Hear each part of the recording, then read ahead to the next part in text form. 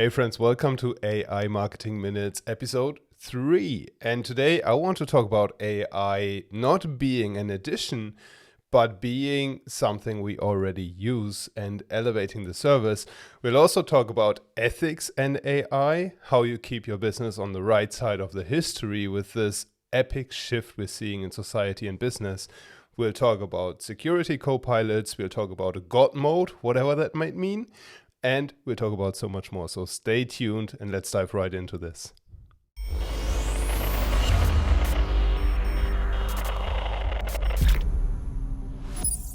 Alrighty, so Zoom IQ has been launched already in 2022, but this time it has been developed quite a bit. There was a big update end of March, and I know this is a couple of weeks late in AI, that is like 5 years ago.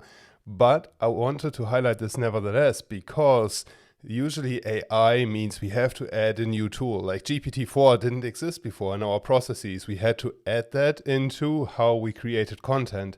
Zoom is already here. We already use Zoom the entire time. And now with AI, this is super exciting for me. And this is not sponsored by any of the tools, by the way. So what is interesting is, let's scroll down to the right section here. Zoom IQ, our next-gen AI smart companion. This is what I love when tools get specific, because Zoom already knew the problem. Like you're joining a meeting late, for example, and you have to catch up somehow. Zoom IQ will let you do that. You don't have to disturb the meeting that is going on and ask for what you've missed. You can participate, and Zoom IQ summarizes what has been said before. This works by summarizing chat threads, organizing ideas, drafting content for chats, emails, whiteboard sessions, meeting agendas, and so on.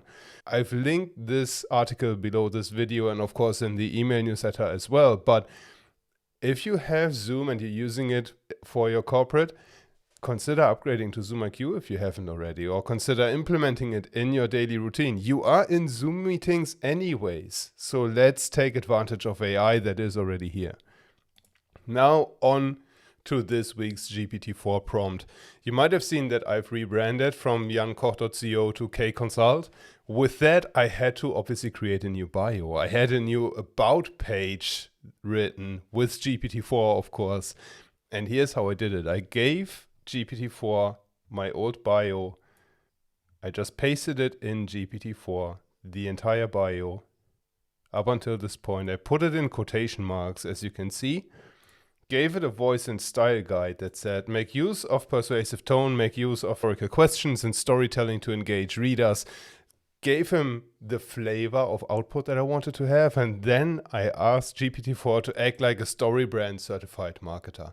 And that to me is the power of knowing what you want to get out of GPT-4. And if you don't know what you're creating, GPT-4 will not be able to create great content. If you do, it is a powerhouse. And now if you go to kconsult.services/about or just use the about in the menu, you'll see the output that GPT-4 created with this. It is highly impressive to me. Next on, AI ethics dilemmas. And this is my article that I wrote this week. AI ethics is a topic I think we all need to be aware of because there's a lot of bias in the GPT-4 output. Studies have shown that it is very close to the Silicon Valley entrepreneurship type spirit bias, whatever you want to call that. There are obviously political debates, there's misinformation, there are just wrong facts that GPT sometimes carries out, and we can't just blindly trust it for making decisions. Everybody positions AI as tools to automate decision making. It is not, but we have to still embrace this technology because soon it will be making proper decisions, I think, and we have to also know what are our ethical guidelines for using AI? Do we just copy and paste content? Do we always have a human proofread the content? Are there certain topics that we won't let AI talk about, that we always create content on ourselves? We have to navigate these waters. And if you go to kconsult.services/ethics, or use the link below this video, then you can read the full article and get my perspective on this. And full disclaimer, that article has partially been written with GPT-4, but of course it is my perspective, and I've just used GPT-4 to fine-tune the formulations, fine-tune the wording. Now, talking about more serious things, Microsoft has released Security Copilot. You might already know about GitHub Copilot, the AI that helps you write code. And by now, I think 7 months roughly after Copilot has been released, 48% of the entire GitHub code is written with Copilot, which is ridiculous. In 7 months, half the code base is GitHub's Copilot. And with Security Copilot from Microsoft, they tackle the security side of things, like on the network level, protecting your business's infrastructure and helping system administrators, network architects, and engineers to keep the network safe. I think this is a very, very smart service edition by Microsoft. Again, not sponsored by them, but something that I think if you run a bigger company, you want your IT to be aware of. Here's God Mode. You might have heard about AutoGPT. God Mode essentially is a series, or is a clone of AutoGPT, is a spin-off if you want. It chains multiple GPT-4 commands together. It's godmode.space. I have added my own API key, which of course is blurred because I don't want you to use it. But essentially what you can do is you can give God Mode a question and then hit launch, and it deploys an agent that runs through various GPT commands, and we'll just see what it comes up with to reach that goal, to answer that question that we gave it. In which market should I launch my dog sitting service?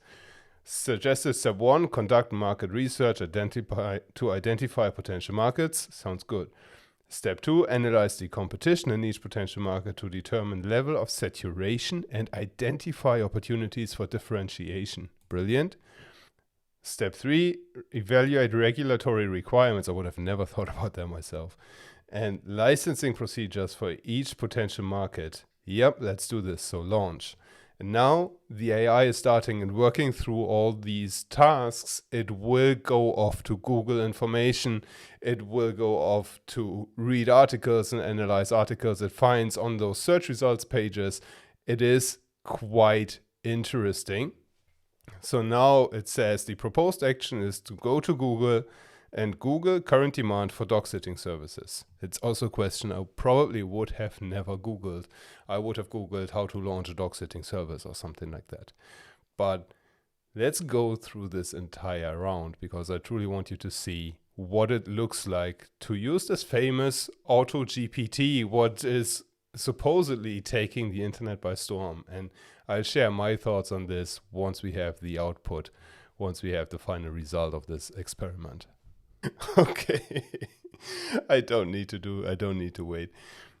I will browse the Rover website to find out what markets they operate in. Rover, for those who don't know, is a car brand. It has nothing to do. And this pretty much sums up my experience. And let me know in the comments if I'm wrong, if I'm doing something wrong with this. But I have yet to find good results with AutoGPT. I've tried it a couple of times. I've spent a couple of hours with it, but I have yet to come up with something that was actually usable. So you tell me what I'm doing wrong, please, because so far it sounds fancy that you have GPT commands feeding into each other. But we all know that a single GPT command goes off a tangent rather quickly.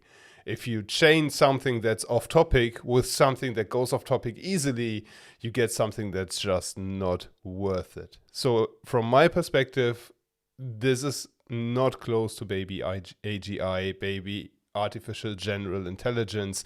We are certainly on the track to artificial general intelligence. There are sparks of general intelligence in GPT-4. I'm not debating that. I'm not debating that probably a year from now we have a proper version of AutoGPT that works, that doesn't spit out a Rover website if you're looking for dog sitting services. But right now, I don't see it usable. And now to wrap up, marketing minutes number 3.